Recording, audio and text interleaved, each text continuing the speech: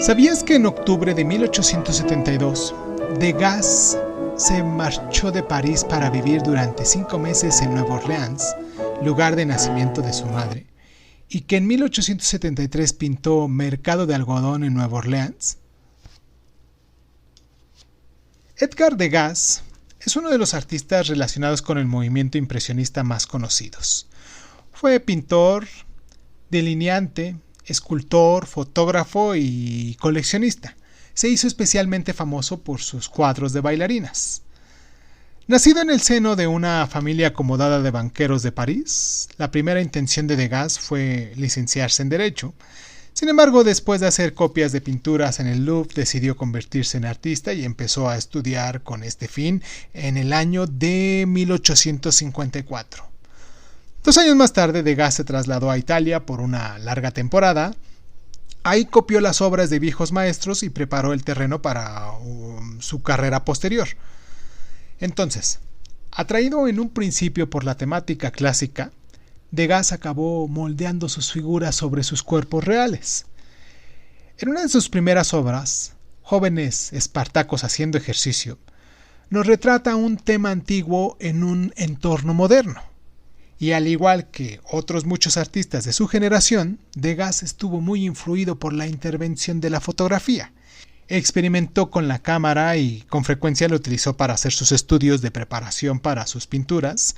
Y también es probable que recibiera la influencia de los grabados japoneses, que destacaban por sus composiciones centralizadas y carantes de simetría, bajo la influencia de pintores realistas como Gustave Courbet y Edouard Manet, a los que conoció en París en 1861, empezó a hacer pinturas sobre la vida cotidiana parisina. Ya entre los años de 1865 y 1874 desarrolló un estilo propio, intentando captar escenas a través de una objetividad despojada de toda pasión. En Interior o La violación, pintada entre 1868 y 1870, Edgar hace que el que la contempla, la persona que contempla la obra, se sienta como si estuviese inmiscuyéndose en un momento privado. Envió sus trabajos a 7 de las exposiciones impresionistas, y aunque respaldaba el movimiento desde los inicios, no le gustaba el término impresionista y se definía como realista o naturalista. Degas alcanzó el máximo de su potencial entre lo que fue el año de 1880 y 1893. En esa época experimentó con distintos medios, combinando el pastel con tempera o guarché para conseguir unos efectos un poquito más fluidos. Bajo la influencia de sus ideas socialistas del famoso autor Emilio Zola, retrató a los trabajadores con cierta amabilidad, como se puede ver en Mujeres planchando, en 1884. Después de la última exposición impresionista en 1886, Degas dejó de exponer sus obras en muestra conjuntas y se puso a trabajar con marchantes.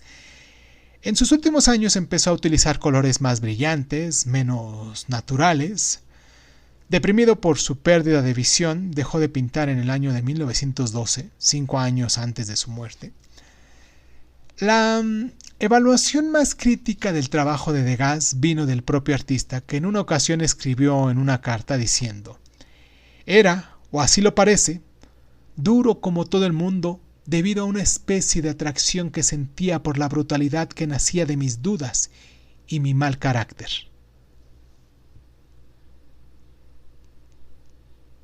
¿Sabías que Edgar Degas escribió poesía y que en su mayoría está en forma de sonetos?